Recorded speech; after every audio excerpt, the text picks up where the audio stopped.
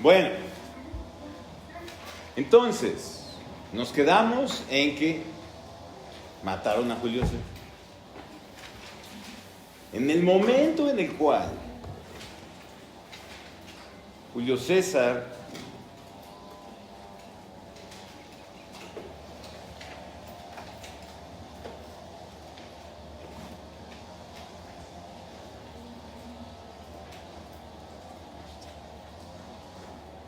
reitero, en el momento en el cual Julio César es asesinado en las escalinatas del Senado, Marco Antonio da una oración, hace una oración frente al cuerpo de Julio César, en donde narra todas las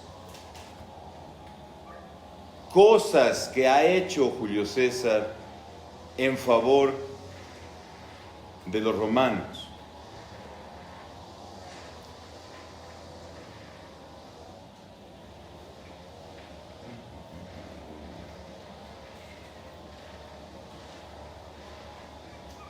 Y al narrarles a todos los romanos, a todos los que están allí presentes, frente al cadáver de César, las hazañas que había hecho, no solamente narra las hazañas, sino lee también el testamento de Julio César. Entonces la gente se da cuenta que quienes lo mataron no había sido porque él fuera un tirano, sino porque tenían envidia de los logros que él había logrado. Entonces se vuelve a desencadenar otra guerra civil entre los seguidores de Julio César y los que habían realizado esta conjura para asesinarlos. Y otra vez, durante algunos años, no hay control en Roma, hasta que 3 personajes, una vez más, asumen las posiciones más importantes del gobierno, se dividen el territorio romano y forman el segundo triunvirato. En primer lugar,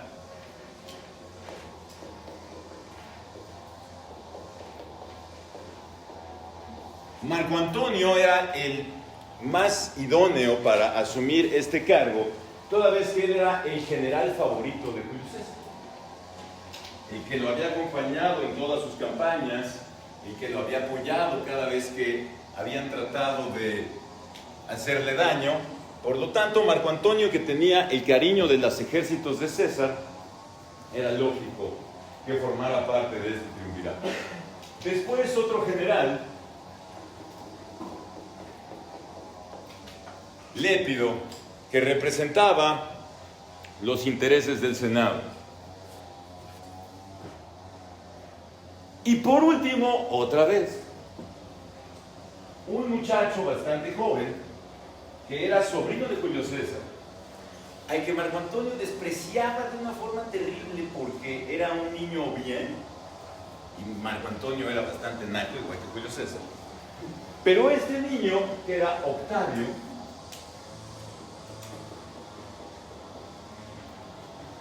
era indispensable para que hubiese también un pacto entre las familias romanas que respetaban a la familia de Julio César. Pues al final de cuentas fue Octavio el que triunfó respecto de los otros dos y es el que se convierte en primer emperador romano. Octavio en el año 27 antes de Cristo. ¿Cuándo se fundó Roma? Y esto se llama, termina en, esto se llama, y termina en el 27. 27 antes de Cristo, Octavio asume el control absoluto de Roma y se erige como el primer emperador. Octavio domina la situación, gobierna a Roma durante muchos años y es uno de los hombres más influyentes en la historia de la humanidad. Gracias a Octavio, incluso muchas de las instituciones que tenemos el día de hoy, no solo jurídicas, sino también gubernamentales, se desarrollaron, y culturales, se desarrollaron bajo el gobierno de Octavio. Vamos a ver ahora, al igual que lo hicimos en la monarquía cuando acabamos de ver su historia, vamos a analizar ahora las instituciones públicas de la República. En primer lugar, ya habíamos dicho que en la República el rey, además de ser quien gobierna, era el sumo sacerdote. En sus funciones religiosas, el rey es sustituido por el Pontifex Maximus.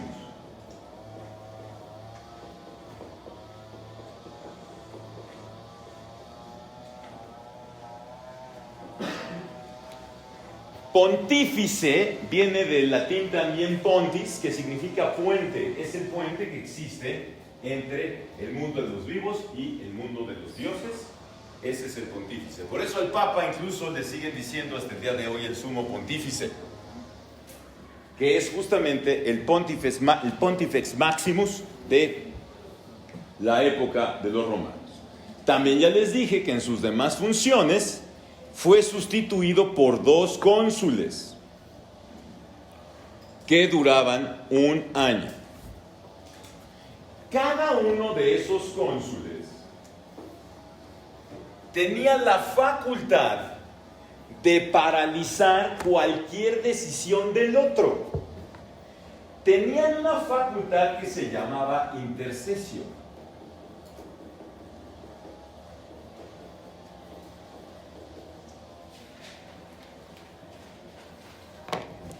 Y a través de la intercesio, insisto, podían vetar cualquier decisión de cualquier autoridad, incluido del otro cónsul. Lo que ya platicamos. ¿Qué pasa cuando 2 personas tienen el mismo poder? No pasa nada. Nadie hace nada. Porque los 2 están siempre tratando de intervenir y tratando de estorbar el desempeño del otro cónsul. Este pésimo sistema de gobierno fue ideado por los senadores, porque querían enfrentar un poder consular débil en vez de enfrentarse a una sola persona que tuviese todo el poder. Por eso es que al dividir de esta forma el poder, es que tenían unos cónsules débiles. Además, los cónsules tenían las siguientes facultades.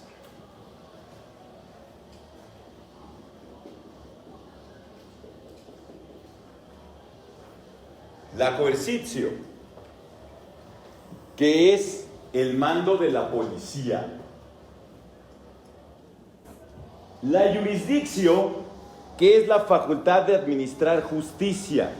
El ius agendi cum senatu, que es la facultad del cónsul para dirigirse al Senado. El ius agendi cum populo, que es la facultad del cónsul para proponer leyes ante los comicios.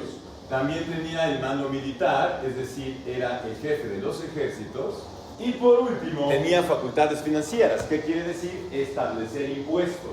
Todas estas facultades de los cónsules se llaman imperium. Entonces, ¿qué es el imperium? Todas esas facultades que tenían los cónsules. Dentro de la ciudad, el imperium tropezaba con la intercesio, con el veto del tribuno y con distintos recursos que se tenían para que el cónsul no pudiera realizar cualquier cosa que se le ocurriera. Fuera de la ciudad el imperium era casi ilimitado, pero dentro de la ciudad tenía la intercesio del otro cónsul, el veto del tribuno, por ejemplo, y por lo tanto no podía realizar absolutamente todo lo que querría. El Senado sigue existiendo y es el organismo que por su prestigio, porque no hace leyes el Senado en Roma, igualmente que en Estados Unidos el Senado no hace leyes, es parte del poder ejecutivo. en Estados Unidos. El Senado, por su prestigio, es quien lleva a Roma durante la fase republicana de triunfo en triunfo. En la República se rompe la relación entre gens y Senado. A diferencia de lo que pasaba en la monarquía, en donde cada senador era representante de una gens, en la República ya no. Está compuesto el Senado por miembros de carácter vitalicio y cada 5 años se completa. Si muere algún senador, se nombra a los senadores que hayan muerto durante ese lapso de 5 años. Y es también él un funcionario específico que se llamaba el censor, el que determina quiénes son los que van a ocupar el cargo de senador. Al lado del Senado también subsistieron los comicios por curias y por centurias. Como los cónsules tenían que ausentarse frecuentemente de la ciudad, ya fuera por guerras, ya fuera por campañas, y además la complejidad de la administración pública se fue haciendo tan grande que poco a poco se fue haciendo necesario el nombrar a otros magistrados que coadyuvaran en el gobierno de la República. Así que, en el año de 444 a.C., se creó al tribuno militar. El tribuno militar, que era el jefe de la infantería, y originalmente era seleccionado entre los plebeyos. Julio César fue tribuno militar. En el 443 se creó el censor. Evidentemente eran los que organizaban el censo cada 5 años y ejercían además vigilancia moral sobre el Senado. Si un senador no tenía el comportamiento adecuado, el censor lo destituía. Emitía un voto de censura, por eso hasta la fecha se sigue hablando de censura. Entonces el censor censuraba al senador y lo despojaba del cargo. Obviamente, ¿cuánto tiempo duraba el censor?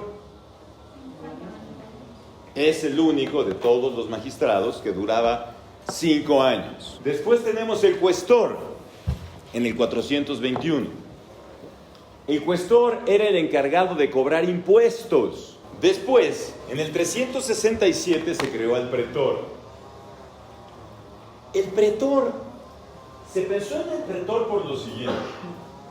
Como los cónsules salían continuamente de la ciudad, entonces muchas veces, evidentemente, la ciudad se quedaba sin los 2 cónsules, y dentro de todas las facultades que tenía el cónsul, que era administrar justicia civil, entonces no se podían continuar los juicios mientras no estuviesen los cónsules. Por eso es que se creó al pretor, que digamos es un tercer cónsul, pero con una jerarquía menor. Tiene las mismas facultades que los cónsules, es decir, tiene imperio. Cuando los cónsules no están en la ciudad, es como si él fuera el cónsul, pero aunque haya un solo cónsul dentro de la ciudad, el pretor únicamente administraba justicia civil. Ante él se llevaban todos los juicios. Entonces el pretor es un funcionario sumamente importante porque es un tercer cónsul, aunque originalmente lo que más importaba en su desempeño era que se encargaba de administrar la justicia civil. Y en el 366 se creó al edil. El edil, que se encargaba de administrar la justicia penal. Todos estos 5 son magistrados menores. Los cónsules son magistrados mayores. Entonces, estos son magistrados menores. Y nos falta un magistrado todavía, que era el dictador. ¿Cuánto duraba el dictador? 6 meses. Y solamente se nombraba en casos de emergencia nacional. Cuando se nombraba al dictador, todos los demás funcionarios dejaban de tener eficacia. Todos los órganos de gobierno estaban supeditados al dictador. Evidentemente, el dictador también es un magistrado mayor. Obviamente. ¿Cómo era el derecho en la época de la República? El derecho en la época de la República era como pequeñas obras de teatro. Todos los juicios se celebraban como pequeñas obras de teatro, en donde los ciudadanos se tenían que aprender de memoria qué iban a decir, tenían que aprenderse de memoria qué gestos iban a realizar, y con que se equivocaran en un solo gesto o en una sola palabra, perdían el juicio. Bueno, vamos a hablar ahora de la siguiente fase de la historia de Roma, que es el Principado. Esto no se llama imperio, se llama Principado. Los emperadores no existieron. Si ustedes, el emperador es un título militar. Los soldados eran los que les daban a los generales el título de imperator, porque imperator es el que siempre vence, el que impera. Julio César fue imperator, sí. Marco Antonio fue imperator también. Sus soldados le decían así, emperador, porque ganaban siempre. El problema, por ejemplo, con Marco Antonio, y tengo que empezar justamente allí, cuando se dividen la república, estos tres personajes, Marco Antonio decide quedarse con Egipto. La provincia de Egipto era la más rica de todas. Egipto era el granero de Roma. Allí era donde se producía toda la comida de todo el imperio. Para que vean cómo el cambio climático no es nuevo. Egipto, el día de hoy, es un pinche desierto bien culero. Hace 2000 años, era donde se producía toda la comida. ¿Qué pasó? Se volvió desierto, de la nada. Entonces, Marco Antonio decide quedarse con Egipto. Allí seguía siendo reina Cleopatra. No sé qué tenía Cleopatra, que algo les daba, porque también el pendejo de Marco Antonio se enamora de ella, pero de una forma estúpida, y solamente quieren pasársela pedo con ella, cogiendo por todos los rincones. Y además se pelea con los otros dos. Se pelea tanto con Lépilo, que le había tocado África, o sea, lo más pinche, y se pelea con Octavio, que le había tocado Roma, Italia, y les deja de mandar comida. Y no solo eso, sino que además nombra como herederos de Egipto a los hijos de Cleopatra. Octavio consigue ese testamento, se lo lleva al Senado, lo lee, y entonces declaran enemigo público a Marco Antonio. Le encargan a Octavio que vaya a luchar contra Marco Antonio. Lépilo ya lo habían matado por allí en una campaña. Octavio no era general, pero tenía dos amigos, sus dos amigos más cercanos. Uno sí era general, Agripa. Agripa era un gran general y aparte un gran almirante. Entonces, una flota romana acudió a Egipto para pelear con Marco Antonio. Y entonces Marco Antonio no tenía ni idea de cómo se peleaba en el mar. Él era un gran general en tierra, pero no tenía ni idea de cómo se peleaba en el mar. Y Cleopatra había hecho una gran flota egipcia. Entonces ella quería ganarle a Octavio en batallas navales. ¿Qué empezó a suceder? Que Agripa le empezó a poner una madriza espantosa a Marco Antonio en todas las batallas. Los soldados de Marco Antonio le suplicaban y le decían: Imperator, por favor, peleemos en la tierra. Y Marco Antonio decía: a ver, déjenle preguntar a mi vieja. ¿Podemos pelear en tierra? No, no podemos. Peleemos en el mar. Madriza tras madriza tras madriza. En la última batalla, la batalla de Actio, esa batalla cambió la faz del mundo. Esa batalla cambió la faz del mundo. En esa batalla es cuando Octavio destruye completamente a Marco Antonio. Y Cleopatra incluso se escapa. Deja a Marco Antonio solo en los madrazos. Cuando Marco Antonio ve que Cleopatra se escapa, abandona a sus soldados también y se va atrás de Cleopatra. No, pues un hombre enamorado está re pendejo. Las niñas se aprovechan de eso. Cuando un güey está enamorado ya valió madres, madres. Entonces, ahí va y deja a los soldados. Obviamente Octavio destruye a los ejércitos de Marco Antonio y de Cleopatra, sitia lo que es Alejandría, captura a Cleopatra y antes de que la capture físicamente se suicida con una cobra. Hace que la muerda una cobra para suicidarse. Y Marco Antonio, cuando se entera de que Cleopatra se suicidó, él también se suicida. Se avienta encima de su espada. Y cuando entra Marco Antonio a Alejandría, pues ya están los dos muertos y él se vuelve el amo y señor de todo Roma. ¿Pero por qué cambió la faz del mundo? Más allá de que Octavio fue el primer príncipe, por un motivo esa batalla es completamente trascendental en lo que pasó después. Los egipcios eran absolutamente tolerantes con cualquier creencia religiosa. Cualquier persona que llegara a Egipto con cualquier dios, ellos la aceptaban. Incluso tenían un templo especial para eso. Tenían el templo del dios desconocido. Entonces, si tú llegabas a donde estaban todos los templos, que era un monte allí a las afueras de Alejandría, estaban todos los templos ahí, y no encontraba yo a mi Dios, iba al templo del Dios desconocido y ahí yo podía hacer el ritual que yo quisiera. Los egipcios, insisto, eran absolutamente permisivos en las creencias religiosas, pero los romanos no.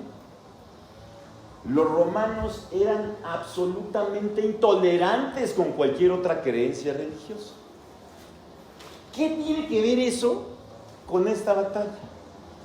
Que si Marco Antonio hubiera ganado, el pensamiento egipcio es el que hubiera permeado en la humanidad, de tolerancia absoluta de todas las creencias. Como eso no pasó, y lo que se mantuvo en el mundo fue el pensamiento romano de intolerancia y persecución a cualquier creencia que no fuera la romana, por eso es que hay una religión que surge justamente hablando de que los perseguían y de que estaba bien ser mártir y de que estaba bien de que dijeran que ellos estaban en un error y que estaba bien que los mataran. Sin esa batalla el cristianismo no hubiera existido. Hubiera pasado como una religión más dentro de las creencias egipcias y no hubiera permeado en el mundo como lo hizo, y es esa batalla la que provoca. Ni siquiera había nacido Jesús en esa época. Entonces, ¿cómo los acontecimientos históricos van acomodándose de tal forma y van moldeando el mundo?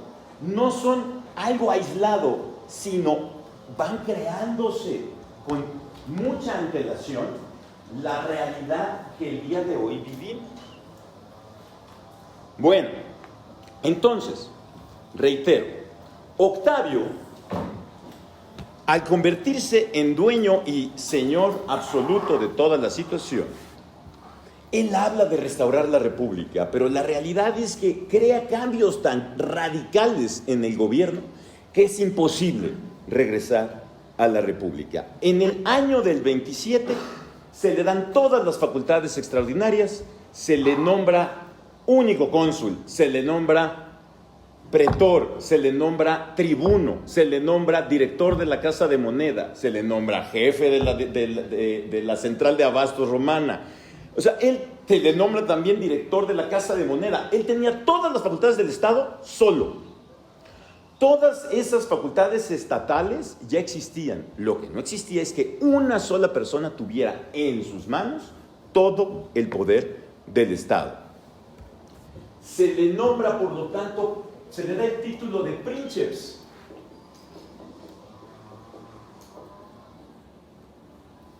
Que significa el ciudadano principal.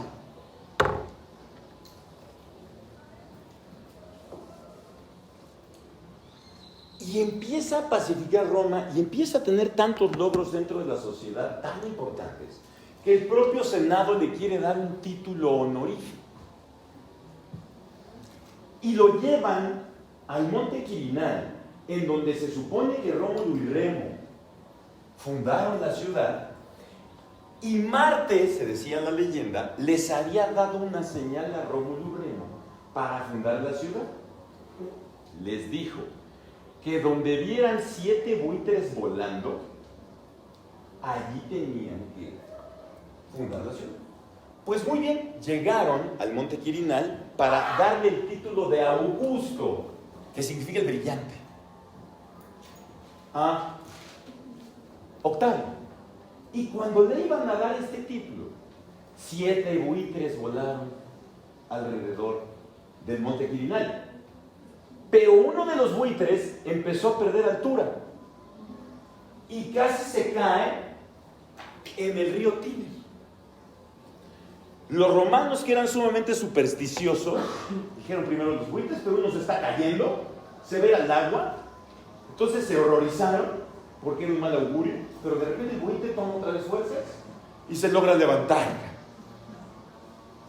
Y el otro de los amigos de Augusto, que era Mecenas, que era un gay así súper loca, o sea, de que era loca, no era solo gay, era loca, vestida, pero era un tipo que conocía perfectamente del arte. Gracias a él es que se desarrolló el arte, en que se apoyó la pintura, la escultura, la música, los teatros, gracias a este amigo de Augusto que se llamaba Mecenas.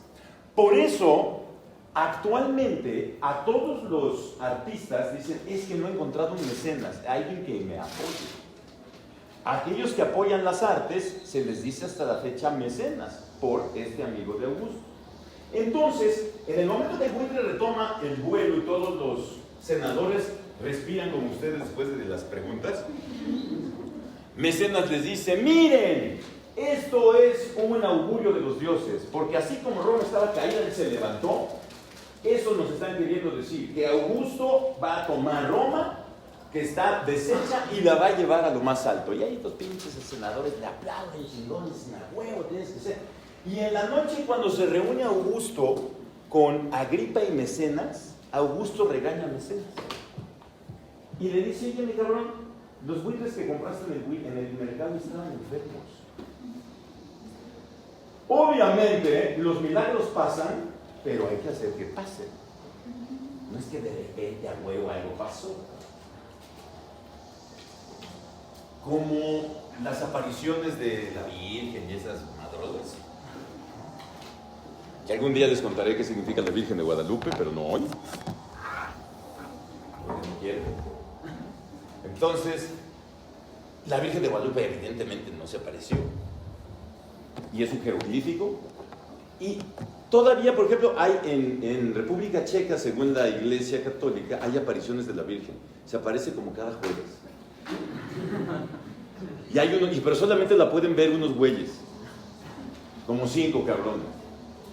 Y entonces, ahí van todos y dicen, aparece, ya entran en éxtasis. No mames, están viendo a la Virgen. O sea, la gente es muy cagada, pero en fin. Entonces, bueno, la administración de Augusto fue muy buena, fue honesta, las actividades productivas se protegieron, se estimularon por el Estado romano, se organizó el régimen municipal, se crearon mejores servicios, se eficientó el servicio civil. O sea, la gente estaba muy contenta en la época de Augusto. Y incluso hablan de que es la época de la paz romana, la paz de Augusto, la paz que él creó, la paz que él logró. Eso sí, Augusto era el más rico de todos. Tiene una fortuna gigante. Y cada vez que el Estado necesita dinero, Augusto le presta. Y le tiene que regresar el dinero después con intereses, pero le prestaba dinero de su propio bolsillo a Augusto. Él, consciente que había habido un enfrentamiento entre Julio César y el Senado, porque Julio César se había mostrado muy hostil con los senadores, Augusto finge un gran respeto hacia el Senado. Finge el consultar al Senado en todas las decisiones. Sin embargo, cada vez que va al Senado, debajo de la toga lleva armadura. Por si lo quieren apuñalar, o sea. Los posteriores emperadores también le concedieron gran importancia al Senado. Por ello, la primera fase del principado se conoce como diarquía.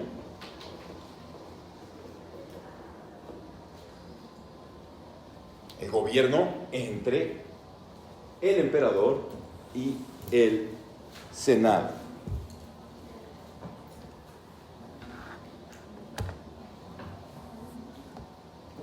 Este primer siglo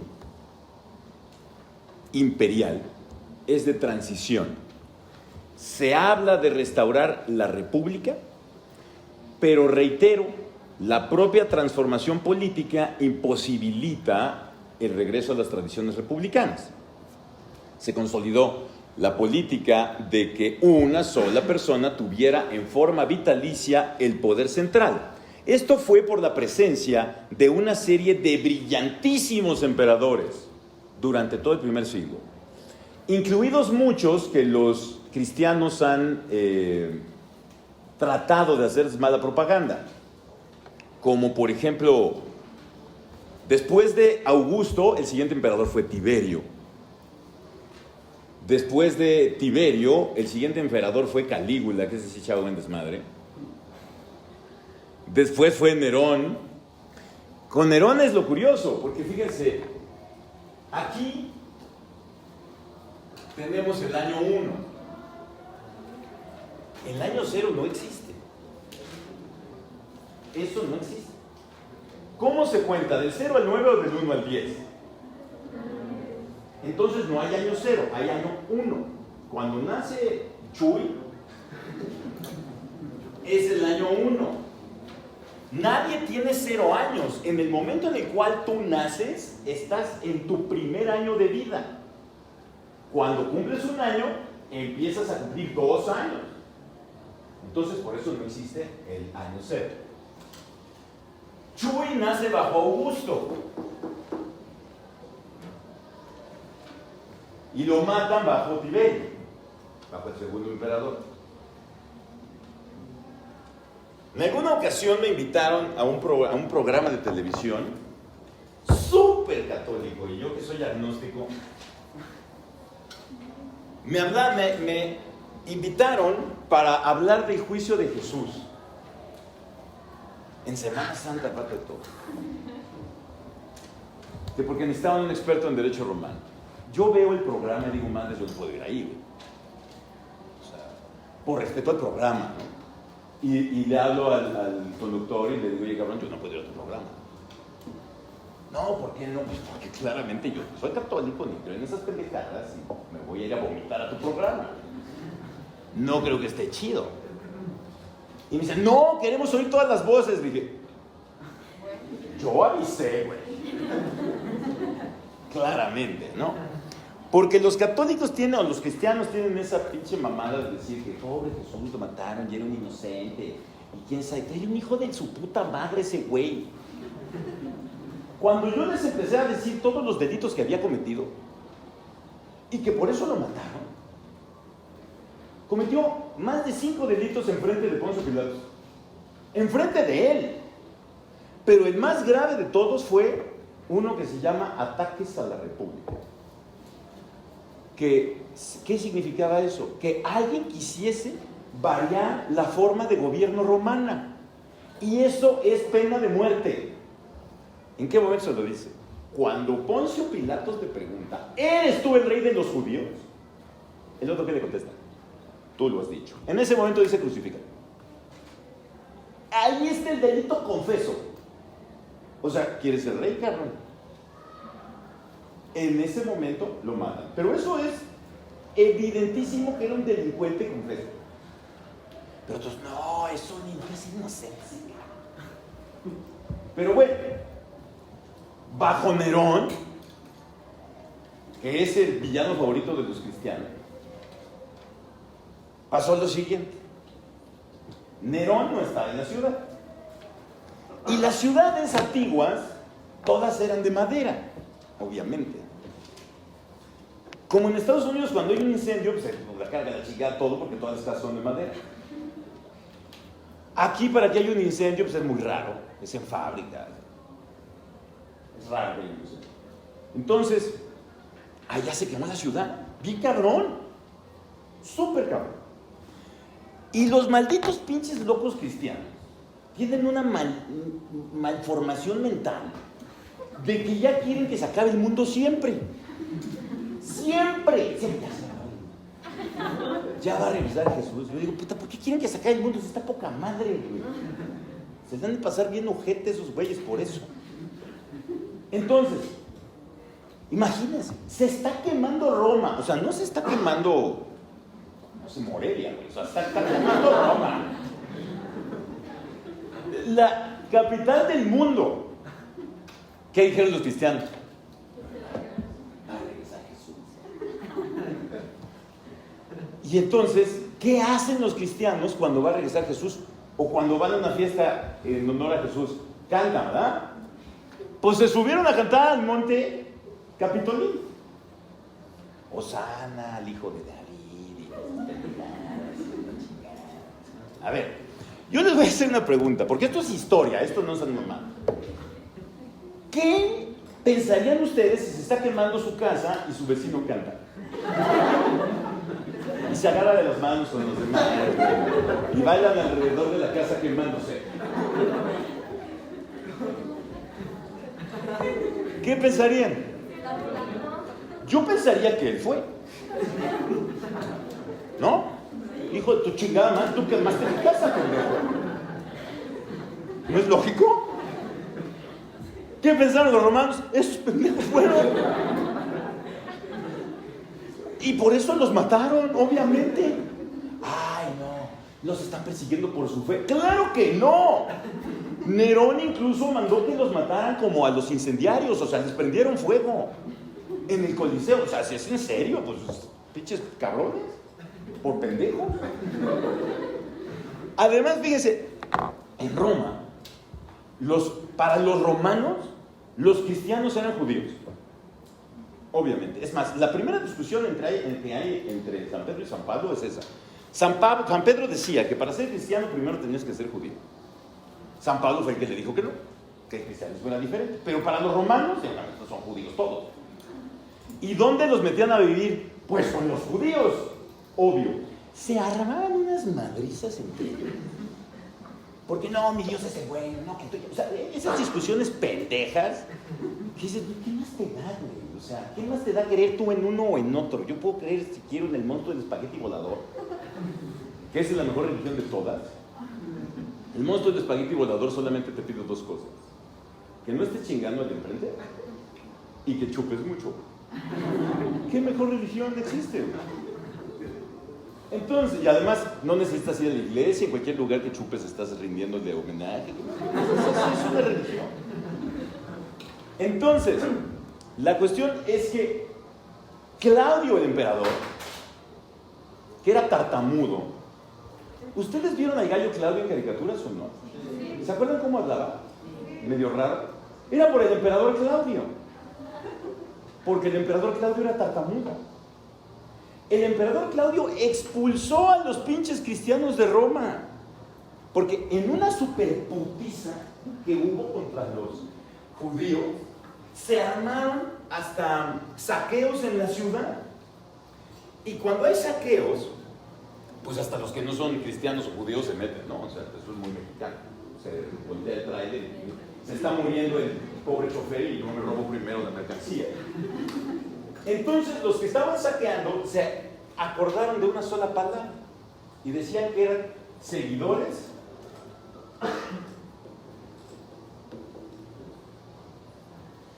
de Crestus. Y eran los que andaban saqueando a todos. Y entonces llegaron con el emperador Don Claudio y dijeron: es que pinches seguidores de Crestus me están armando un desmadre en la ciudad. ¿Y quién es ese Crestus? Y le dijeron: pues no sabemos, pues investiguen así como ustedes. Y ya sabemos quién es Crestus. ¿Quién es? Es un esclavo que mataron crucificado. Tenía razón. Y entonces dicen: no mames, esos güeyes no pueden vivir en Roma. Y hay un decreto de Claudio, expulsando a los seguidores de Crestus porque solamente saben hacer desmadre. O sea, los cristianos siempre han sido una plaga en la humanidad asquerosa. Bueno, nos vemos la próxima clase.